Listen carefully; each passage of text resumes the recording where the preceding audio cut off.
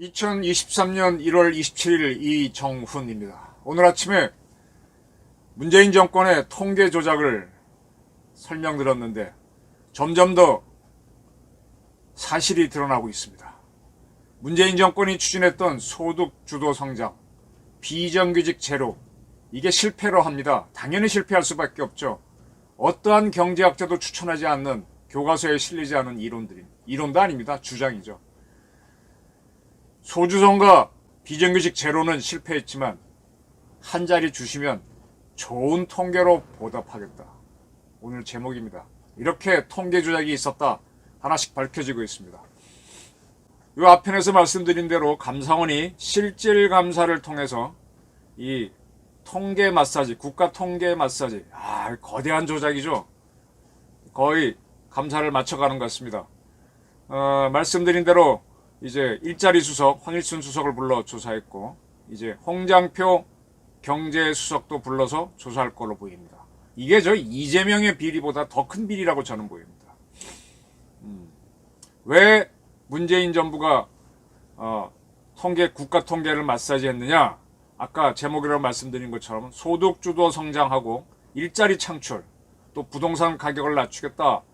이거를 무슨 자기네는 잘할 수 있는 것처럼 떠들고 시작했는데 현실과 달랐던 겁니다. 그러니까 이를 감추기 위해서 통계를 조작한 겁니다. 시점은 2018년 3월부터 8월 사이입니다. 이 사이에 청와대하고 통계청 사이에 왔다 갔다. 물론 당시 여당인 민주당에도 뭔가 정보가 왔다 갔다 했습니다. 대한민국 국가 통계를 마사지했습니다. 이 시점이 어떻게 되느냐? 바로 문재인 씨, 대통령이란 타이틀을 붙이기도 싫으네요. 정의용 씨, 서훈 씨 등등을 이북에 보내서, 특사로 보내서 김정은을 만나게 하고, 그 다음에 4월 달에 판문점에서 정상회담을 갖죠. 그리고 그 직전에 정의용 씨를 미국에 보내서 트럼프하고 김정은이 만나도록 주선도 합니다. 한참 자기들이 열심히 하고 잘한다, 이런 걸 보여줄 때였습니다. 그때 대한민국 안보는 골로 가고 있었죠. 아주 심각한 마사지가 안보와 경제 양쪽에 다 있었네요. 이렇게 됩니다. 이러한 사실은 감사원이 하고 있는 거는 국힘당 이정배 의원이 감사원에서부터 어떻게 자료를 받은 것 같아요. 거기에 따르면 2018년 3월 8일, 이때가 이제 평창 올림픽이 끝나고, 북한이 2017년도에 화성 시리즈 미사일을 연속으로 발사해서 굉장히 긴장을 만들죠. 그리고 이제 2018년이 되자 김정은이 신년사를 발표해서 유화책을 발표하니까 얼씨구나 하고 문재인 정권에 달라붙어서, 그리고 이제 여정이 하고 그 김영남이를 내려보내서 평창 올림픽에서 온갖 쇼를 다 하죠. 그 다음에 천안함 피침 사건의 주범이 누굽니까? 김영철인가? 이름이 좀 헷갈리네요. 그 친구를 특사로 내려보내갖고 대한민국이 문재인 정권이 잘 보호해주는가 떠봤죠. 정말 대한민국을 지키려고 하는 사람들은 그를 막으려고 했는데 아주 문재인은 철저히 보호하면서 특사 대접을 해서 보냈고, 그리고 나서 아까 정의용과 서훈 이런 사람을 특사로 보내서 판문점 정상회담과 싱가포르 미북 정상회담이 이루어지도록 만듭니다. 그렇게 시작되는 시점이 대개 2018년 3월 8일, 우리 쪽에서 북한으로 간 특사가 이때쯤 갔을 겁니다. 바로 그날 통계청에서는 희한한 일이 벌어집니다. 이 황수경 씨가 당시 청장이었는데, 그가 3월 4일부터 12일까지 UN 통계위원회 참석하려고 출장을 갔습니다. 그때 통계청 차장이 최성욱 씨인데, 그가 청장을 대리해서 비공개 자료 예외 규정 신설을 허용합니다. 이 국가 통계 중에는요, 공개하지 않는 게 있습니다. 국가정보원에도 공개하지 않는 자료가 있고요, 국방부에도 공개하지 않는 게 있습니다. 산업부에도 공개하지 않는 게 있습니다. 공개해서는 안 되는 게 있습니다. 그거는 정말 전문가들이 봐야 됩니다. 청와대한테도 주지만 않습니다. 왜? 악용될 수 있으니까. 청와대 주인은 자주 바뀌고 국회의원도 수없이 바뀝니다. 누가 어떻게 정보를 세개하는지 모릅니다. 굉장히 중요한, 어떻게 보면 국가의 가장 치부, 약점, 그런 걸 수도 있습니다. 그런 통계가 있습니다. 근데 그러한 비공개로 해놓은 자료를 공개할 수 있는 예외 신설, 예외 규정을 통계청은 규정에 만드는데, 이 최성욱 청장이 해외 갔으니까 당신이 그때 동안은 대리청장이죠. 대리청장으로 사인을 했다는 겁니다.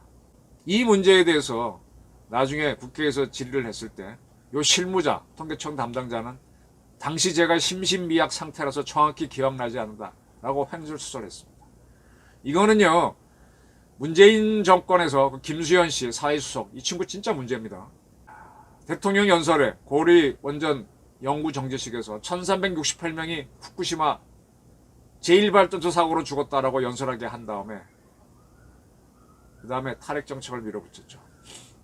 그렇게 해서 밀어붙여서 이제 탈핵 정책 실무를 한양대 교수하던 그 양반 누구예요? 그 양반이 가서 할 때 장관은 그걸 열심히 밀어붙이려고 하니까 실무자들이 처음에 말 안 들으니까 장관이 뭐라 그래요? 너 죽을래? 거의 미쳐 돌아가는 거죠. 네. 이때 통계청 담당자도 이거 하면 안 되는데 근데 시키니까 했겠죠. 그러고서는 내가 심신미약 상태에서 기억이 나지 않는다. 지금 당황한 겁니다.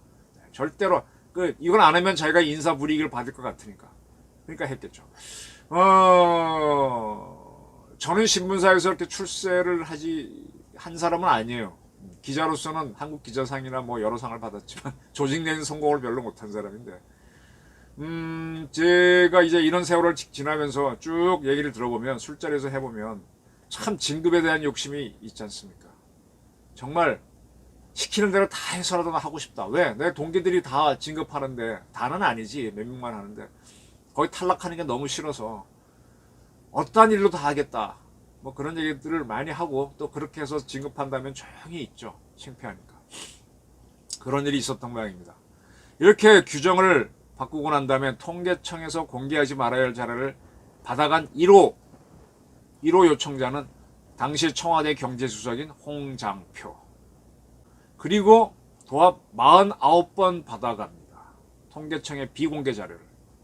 근데 이것도 워낙 비밀이니까 기록에 남아있죠.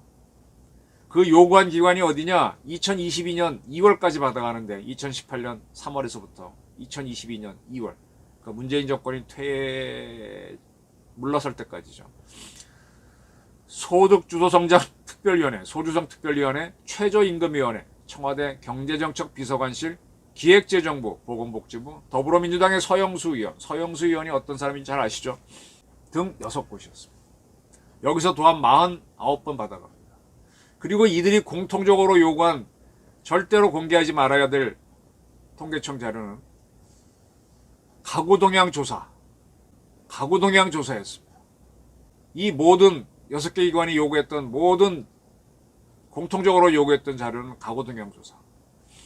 이거를 요구했던 횟수를 보면 기획재정부가 15건, 보건복지부가 14건, 소주성 특별위원회가 13건, 그 다음에 청와대 경제정책비서관실이 4건, 홍장표 경제수석이 1건, 최저임금위원회 1건, 서영수 의원실 1건.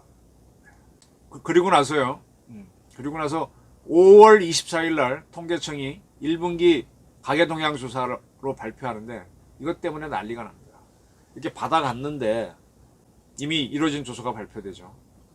2003년부터 빈부격차에 대한 통계조사를 했는데 최악으로 벌어진 겁니다. 문재인 정권이 2017년 5월 달에 출범했습니다. 1년이 지나서, 그때 출범하자마자 소주성이니 뭐 최저임금 인상이니 경제 좋아진다고 했는데, 딱 1년 지나서 통계를 보니까 빈부격차가 오히려 최대로 커진 겁니다. 이 소주성을 정부에서 만든 사람이 바로 홍장표 수석이죠. 그래서 그는 이러한 움직임이 있는 걸로, 통계가 나온 걸로 아니까 이 비밀 자료를 받아간 겁니다. 이 자료가, 근데 그럼에도 불구하고 이제 통계청이 발표하니까 그 다음날 홍장표 씨는 통계청에 가구 식별 정보까지 포함된 마이크로 데이터를 요청합니다. 각각 집에 각 가구마다의 그 소득 자료를 다 내놓게 한 거죠. 그 자기는 요구해놓고 자기가 받는 게 아니라 보건사회연구소, 보건사회연구소 연구실장인 강신욱 씨한테 그 자료를 주게 합니다. 강신욱 씨한테 이 자료를 마사지 하라고 시킨 거겠죠. 그리고 이제 강신욱 실장은 실제로 이 통계 재가공에 착수합니다. 재가공이 마사지고 조작이죠. 어떻게 하느냐? 방법이 있겠습니까? 통계가 바뀌겠습니까? 수학은 안 바뀝니다. 그러니까 뭘 걷어내죠. 자, 문재인 정권이 최저임금을 막 올렸어요. 올리면은 자영업자들이 고용을 안 하죠. 알바를 안 쓰죠. 그러면 그 알바가 아닌 사람들은 일자리 놓치게 되죠. 또 알바를 쓰는 사람들은 소득이 줄어드는 거고. 이게 굉장히 모순이잖아요. 어떻게 조작을 하는가 하면요. 재가공하는가 하면요. 급격하게 최저임금 인상으로 직격탄 맞은 자영업자는 제외합니다. 또 그렇게 해서 일을 잃은 사람도 제외해버리고 새로운 기준을 만들어서 합니다. 그러니까 직격탄 맞은 자영업자 빼버리고 합니다.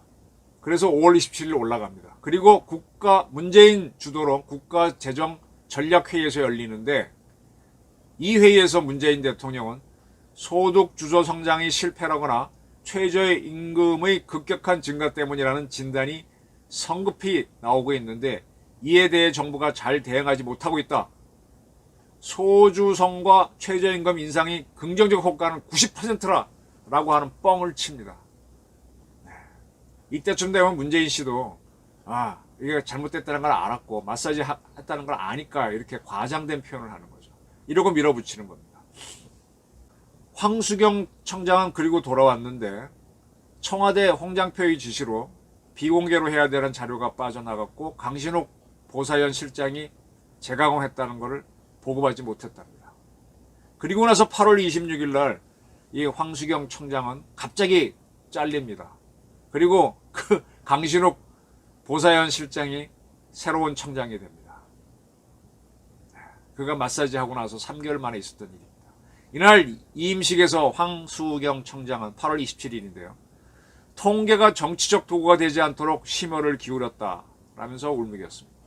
그리고 한 언론 인터뷰에서는 제가 그렇게 청와대 말을 잘 들었던 편은 아니었다 라고 했습니다. 그리고 이날 이제 취임을 한 강신욱 청장은 경제장관 회의에 참석합니다. 그리고 장관님들 정책에 좋은 통계로 보답할 것이다 라고 인사를 했습니다. 좋은 통계. 아이고, 원하는 대로 만들어드리겠습니다. 네, 이겁니다. 제가 취재하면서 기자들이요, 참 문제가 있어요. 저도 이렇게 앉아서 취재하다 보면 이럴 거다라고 생각이 돼서 그냥 쓰면은 머릿속에서 소설처럼 만들어집니다. 근데 현장에 가보면 다른 경우가 많거든요. 근데 현장 가는 게 춥고 귀찮고 하니까 앉아서 씁니다. 그래서 현장을 내 머리에 맞추라고 요구하죠. 이런 사태가 언제 벌어졌는가 하면은 천안함 사건이 벌어졌을 때 서울에 있는 데스크들이 인터넷에 떠도는 온갖 소설을 사실로 받아들이고 현지에 가는 기자들한테 야, 북한에 거기 뭐 왔다는데 찾아봐, 뭐 해봐. 야, 참 웃기더라고요. 이 상상을 사실로 만들라는. 그래서 제가 이건 아니다. 그래서 모든 데스크는 현장에 가야 된다라는 주장을 하는데, 이 통계는 가장 기본 자료잖아요. 그걸 가지고 정책을 만들어야 되는데 자기는 이렇게 해야 된다는 이념을 세워놓고 거기에 맞는 통계만 뽑았으면 이게 확증, 편향 한쪽만 보는 거죠. 이건 이제 아주 나쁜 겁니다. 이건 비과학이고 이게 바로 이념 주사파들의 맹점입니다. 아까 제가 2018년도 1분기 가계동향조사에서 빈부격차가 커졌다 그랬는데 그게 어떻게 하는가 하면요. 우리나라에서 잘 사는 20%의 소득이 못 사는 20%의 몇 배냐 이걸 보는 겁니다. 그때 2018년도에 사상 최대인 5.95배.